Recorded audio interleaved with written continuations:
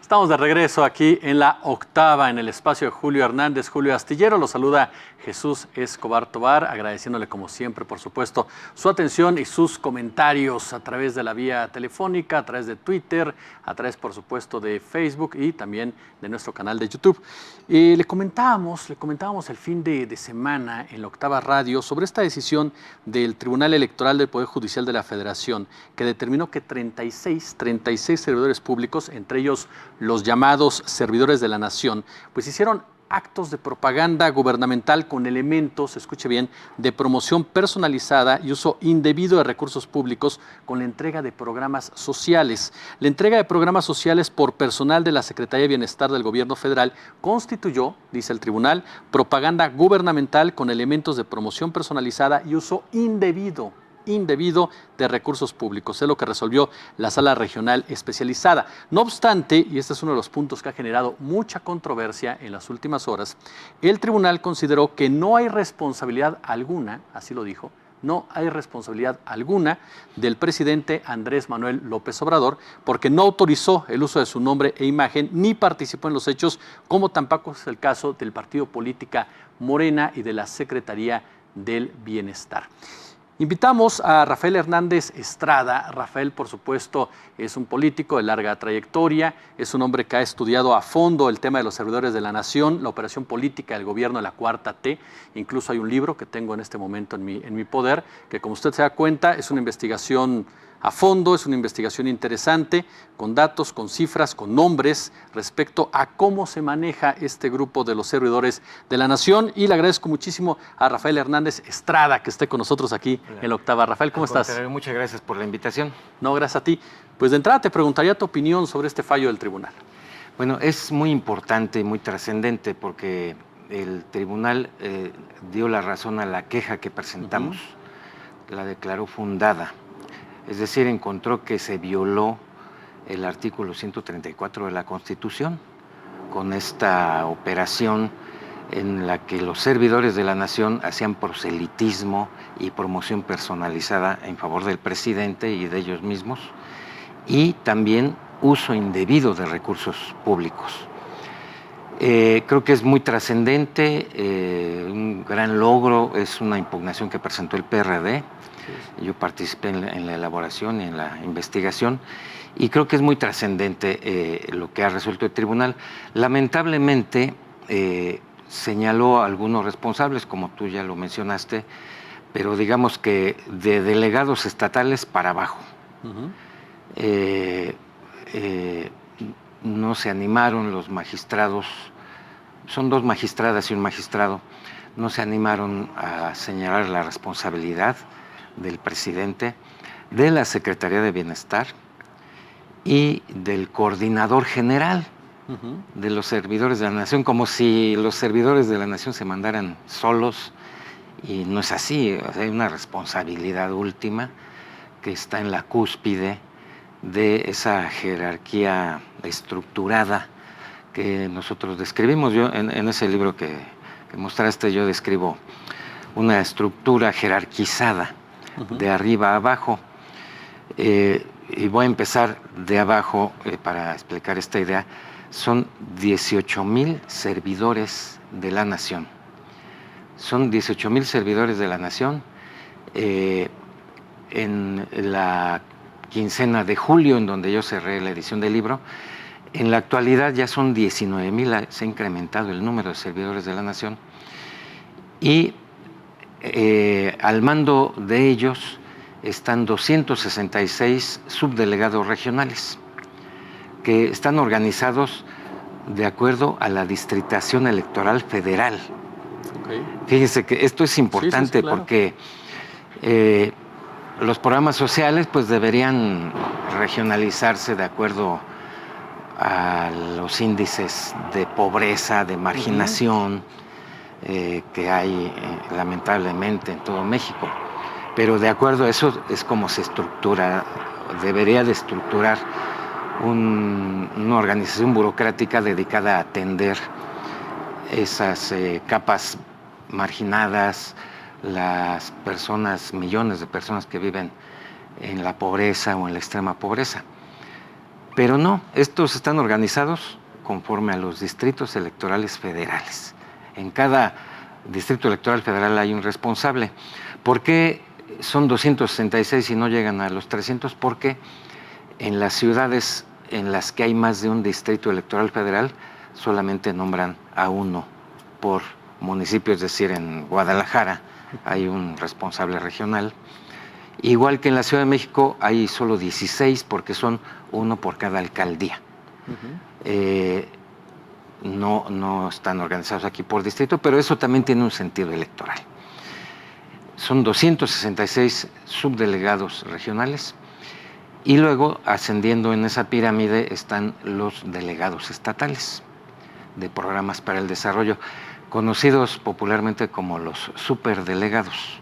Que ya hay antecedentes ahí muy polémicos. Sí, ¿no? muy polémicos. Hay uno en cada estado de la República. Y en esa estructura, arriba o por encima de ellos, hay un coordinador general de programas para el desarrollo, que coordina a toda la estructura, coordina a los delegados estatales y a través de ellos a los regionales y a los 19,000 servidores de la nación. Y esta coordinación general está ubicada con el presidente de la República. Ni siquiera está adscrito a la oficina de la Presidencia de la República, en donde el jefe de la oficina es Alfonso Romo. No, otra persona, el coordinador general de todos los servidores de la nación, despacha directamente con el presidente de la República. Se llama Gabriel García Hernández, quien fuera anteriormente secretario de organización del Comité Nacional del Partido Morena. Ese fue su cargo anterior. De ahí pasó a ser funcionario público, un alto funcionario público con nivel de secretario de gabinete. Trato directo con el presidente. Y trato directo con el presidente. Así lo establece la ley de la orgánica de la administración pública, en una reforma que propuso el presidente y que fue aprobada por el Congreso. Entonces, esa es la estructura, y lamentablemente las magistradas y el magistrado de la sala regional pues no llegaron a esa conclusión de que hay toda una estructura y por lo tanto hay responsabilidades tanto del presidente, como lo señalamos nosotros desde el inicio, como de la Secretaría de Bienestar y el coordinador general de programas para el desarrollo. Pero de todas maneras, a pesar de que no se animaron los magistrados, yo sí reconozco el que hayan señalado en su sentencia que quedó acreditada la violación al artículo 134 de la Constitución. Esas son palabras mayores. Sí. Quedó acreditado. Quiero decir que en la sentencia, es una sentencia de 295 cuartillas, de hecho apenas nos las están notificando. Yo la conocí digamos mediante estrados en la propia sala regional, pero en la propia sentencia establecen que los denunciados, nosotros denunciamos al presidente, a la secretaria de Bienestar, al coordinador general, a todos los superdelegados y a todos los coordinadores regionales. Y ellos señalan que los denunciados, en la sentencia dice que los denunciados no aportaron ninguna prueba, ni siquiera ningún alegato que desvirtuara las pruebas que ofrecimos. Ofrecimos aproximadamente 3.500 pruebas. No se defendieron. Ofrecimos más de 3.500 pruebas, fotografías, videos, documentos, notas periodísticas, que muestran la operación de los servidores de la nación en todos los estados de la República, en todos los distritos. Ahí están las fotos, parte de ellas están en el libro. Y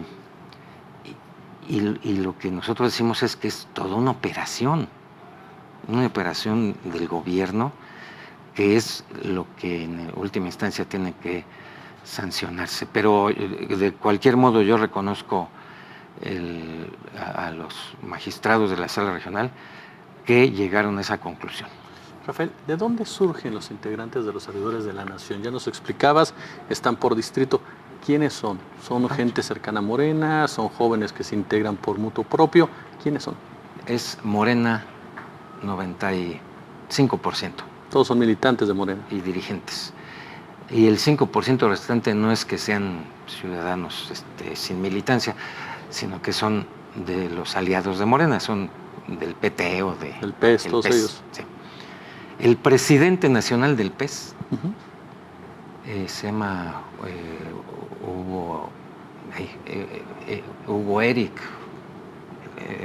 es el presidente nacional de ese partido, que perdió el registro porque no alcanzó el 3% de los votos en la elección. Él es un superdelegado en el estado de Morelos. Eric Flores. Es el superdelegado en el estado de Morelos. O sea, se quedó sin partido, pero consiguió chamba. Sí, no, y aparte todavía le dio tiempo, siendo ya superdelegado, que ellos fueron designados, los superdelegados, en agosto del año pasado, agosto del 2018. Antes de que entrara el gobierno, lo nombró el presidente electo, digamos, en el periodo de transición. Luego, el 1 de diciembre ya les dieron el nombramiento ya del nuevo gobierno, ya formal. Y este señor todavía se dio tiempo de ser presidente de su partido. Estuvo litigando por el registro de su partido todavía. Ya entrado el año, en abril, mayo, daba conferencias de prensa en el carácter de presidente nacional de ese partido y era el superdelegado. Bueno, pero el resto, 95% es Morena. Ya mencioné al coordinador general, era el secretario de organización de ese partido a nivel nacional. Y los superdelegados, es decir, los delegados en los estados, hay algunos que fueron candidatos a gobernador, como en el Estado de México, como en Jalisco, y de ser candidatos a gobernador, quedaron nombrados superdelegados. Otros que eran presidentes estatales de ese partido, dejaron de ser presidentes estatales para ocupar el cargo de superdelegado en Aguascalientes, en Michoacán, en San Luis Potosí, en muchos estados. Y también es el caso de los coordinadores regionales o subdelegados regionales.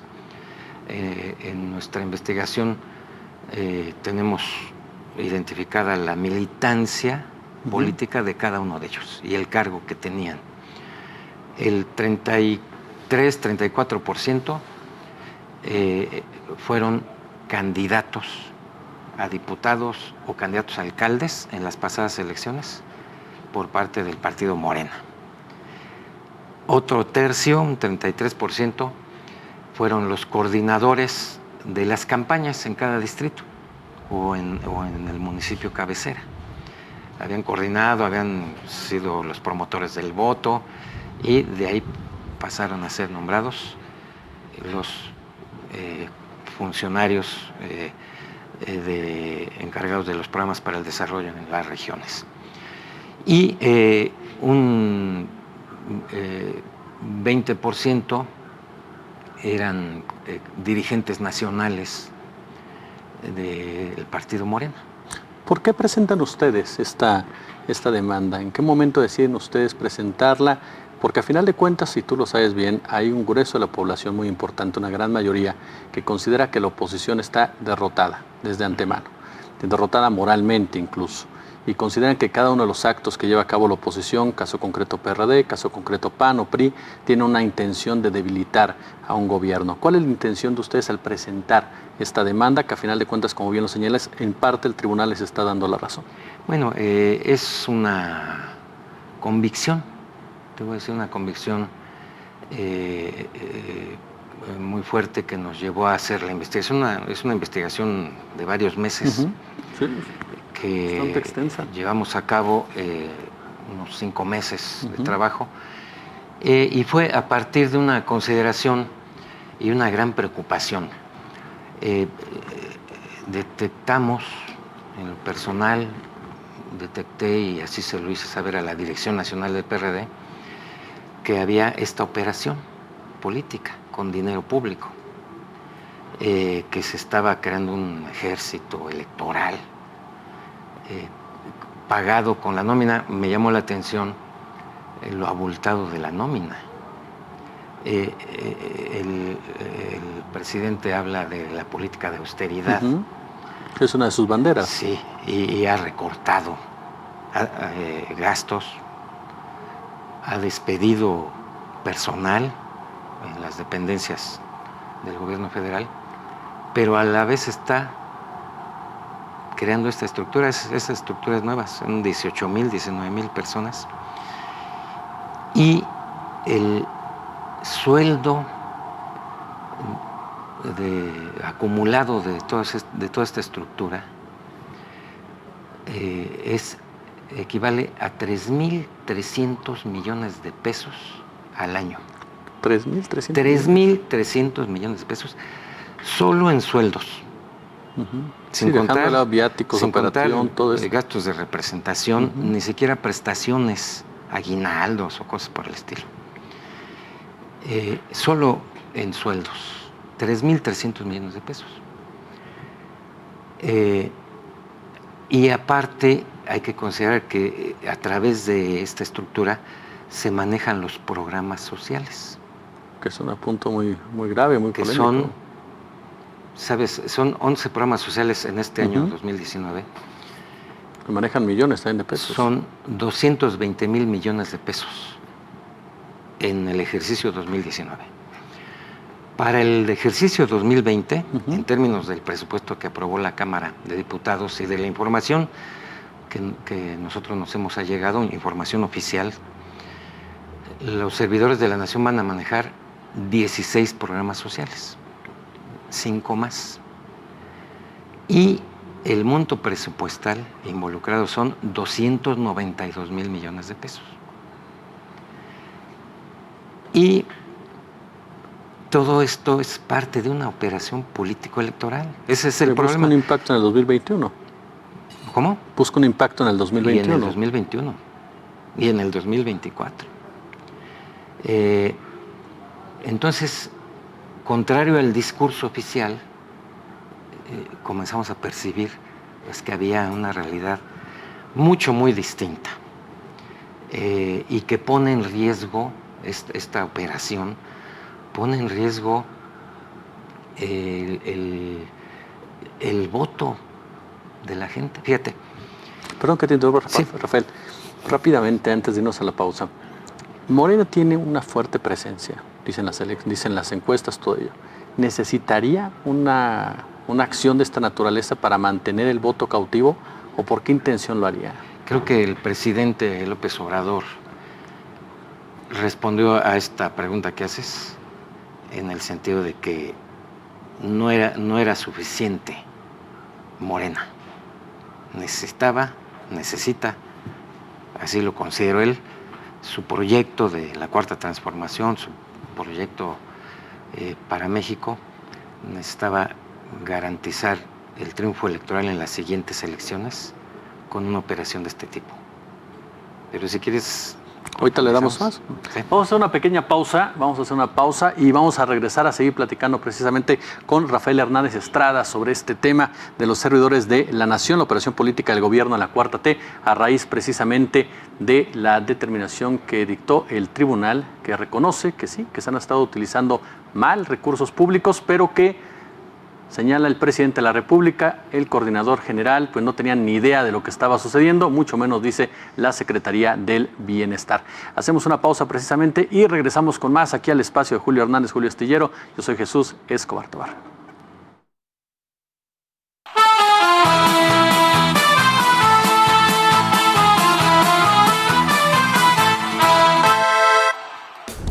Queridos nocturnos, soy Mario Arbizu de Joya 93.7.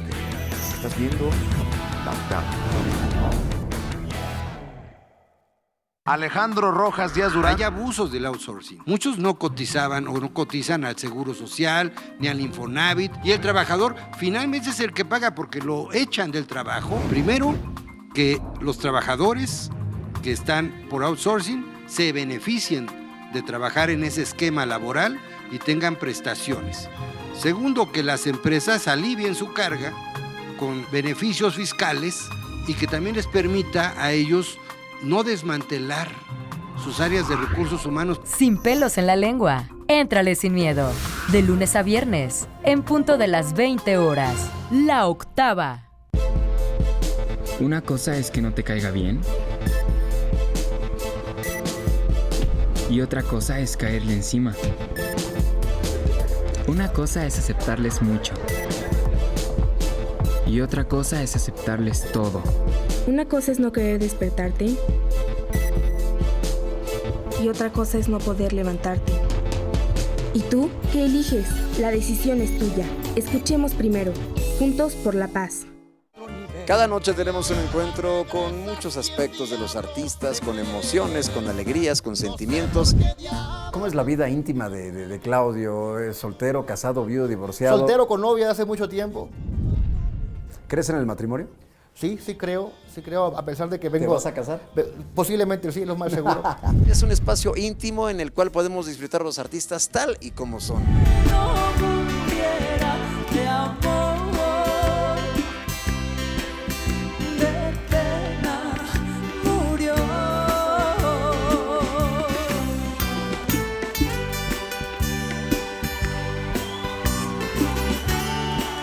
Toda una puesta en escena en un ambiente íntimo solo para ustedes en las noches de Bohemia. Te podré decir cuánto te amo.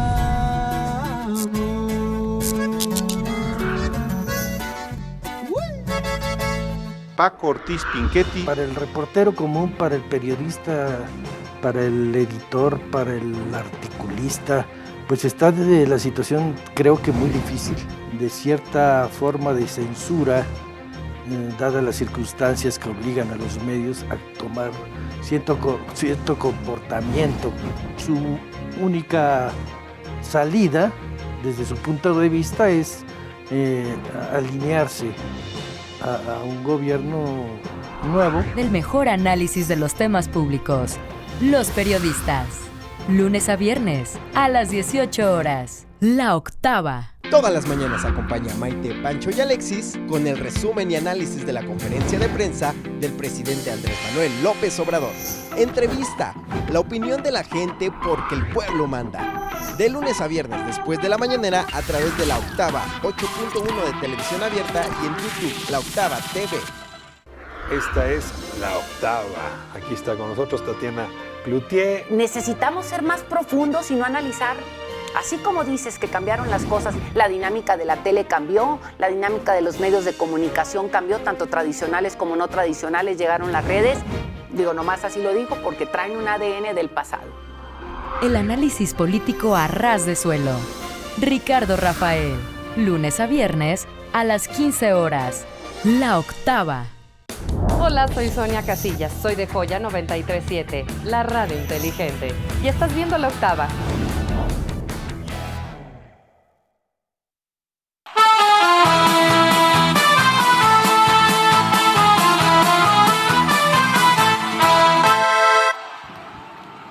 Estamos de regreso en el espacio de Julio Hernández, Julio Astillero, para concluir esta interesante charla con Rafael Hernández, asesor y consejero nacional del PRD, sobre los servidores de la nación, la operación política del gobierno de la Cuarta T. Rafael, como conclusión, ¿a qué llegamos después de esta determinación del tribunal? ¿Qué es lo que sigue? ¿Qué validez le damos? Y sobre todo, ¿qué esperamos de todo este conflicto? Bueno, el PRD va a impugnar la sentencia. Todavía hay una instancia. Se puede recurrir a la sala superior del propio tribunal para demandar que los magistrados de la sala superior completen la tarea de la sala regional, es decir, que establezcan en qué medidas son responsables tanto el presidente como la secretaria de Bienestar y el coordinador general. Vamos a ir y también a demandar que se reconozca la responsabilidad de todos los superdelegados, porque nada más le señalan responsabilidad a 14, a 14 de los 32. Por cierto, los estados más importantes están incluidos, la Ciudad de México, Estado de México, Veracruz, Puebla, los están señalados como responsables de violar la Constitución.